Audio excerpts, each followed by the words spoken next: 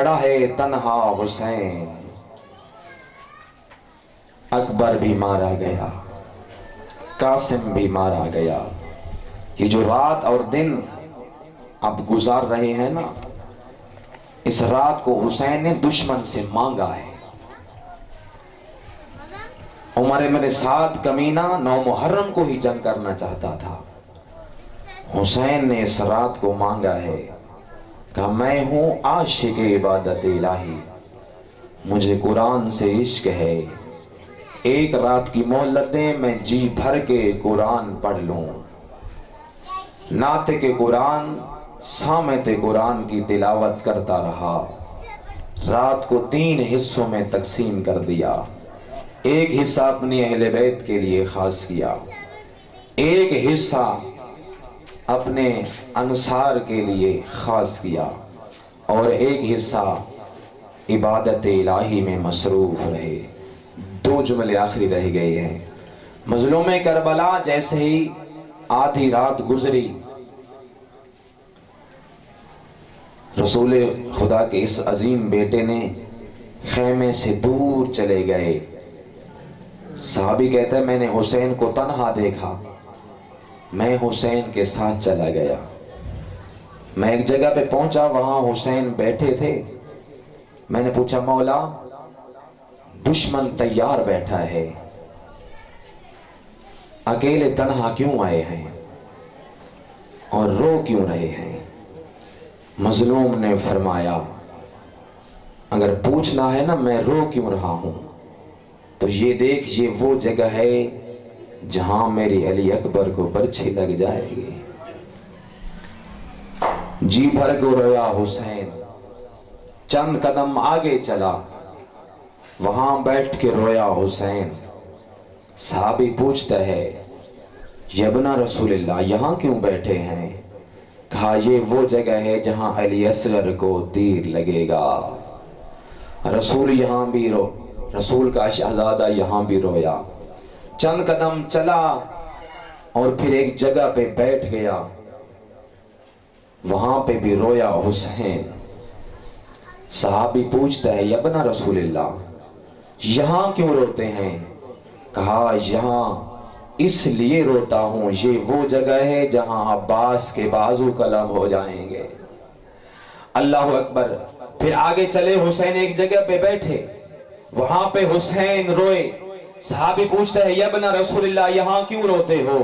کہا اس لیے روتا ہوں یہاں قاسم مارا جائے گا۔ اللہ اکبر۔ چند قدم آگے چلا حسین، اس جگہ پہ بیٹھ کے رو رہا ہے حسین، دھاڑے مار کے رو رہا ہے حسین۔ کہا مولا یہاں کیوں روتے ہو؟ کہا یہاں یہ وہ جگہ ہے جہاں میری لاش پہ گھوڑے دوڑ جائیں گے، یہاں یہ وہ جگہ ہے جہاں میری لاش پہ گھوڑے دوڑ جائیں گے۔ پھر میں لفظ بدلتا ہوں، مظلوم کربلا بتا رہے ہیں یہاں وہ جگہ ہے جہاں سکینہ کو تماچے لگیں گے۔ میں لفظ کو بدلتا ہوں، مظلوم کہہ رہے ہیں اور میرے عزاداروں یہ وہ جگہ ہے جہاں سکینہ کو شمر تماچے مارے گا، یہ وہ جگہ ہے جہاں مجھے ذبح کیا جائے گا، میرے سامنے 70 قدم پہ میری بہن زینب دیکھتی رہے گی۔ میں کہتا ہوں حسین یہ منظر عجیب ہے، آپ نے علی اکبر کا لاشا اٹھایا، آپ نے قاسم کا لاشا اٹھایا، آپ نے علی اصغر کو ہاتھوں پہ ذبح کروایا، یہ بھی منظر مشکل ہے، لیکن یہ جہاد اصغر ہے۔ جہاد اکبر کب شروع ہوگا؟ جہاد اکبر تب شروع ہوگا جب آپ کی لاش پہ گھوڑے دوڑ جائیں گے اور تنہا بن میں کھڑی ہوگی علی کی بیٹی، نظرت یمیناً و شمالا، کبھی دائیں دیکھتی ہوگی کبھی بائیں دیکھتی ہوگی اور کہتی ہے او بھیا عباس جب مدینہ سے آپ نے مجھے سوار کروایا تھا وہاں تو بڑا منظر عجیب تھا، حسین میری تعظیم کے لیے کھڑے ہوئے تھے، اور حسنین اور اونو محمد نے میری نالین سنبھالی تھی، اور علی اکبر نے مجھے سہارا دیا تھا، اور عباس نے مجھے سہارا دے کے سوار کروایا تھا، ہاشمی جوانوں نے جھرمٹ بنایا تھا۔ اللہ اکبر۔ اب میں تنہا کھڑی ہوں، مجھے مجھے سوار کرانے والا کوئی نہیں۔ اللہ اکبر، یہ کیسی مصیبت ہے۔ جہاد اکبر ہے علی اکبر کا لاشا اٹھانا، جہاد اصغر ہے جناب قاسم کا لاشا اٹھانا، جہاد اصغر ہے جناب عباس کے بازو اٹھانا۔ ہائے شام غریباں کو زینب نے سجاد کو اٹھا کر کہا بھیا آپ نے قاسم کا لاشا اٹھایا، آپ نے علی اکبر کا لاشا اٹھایا، آپ سارا دن لاشیں اٹھاتے رہے، وہ آسان تھا۔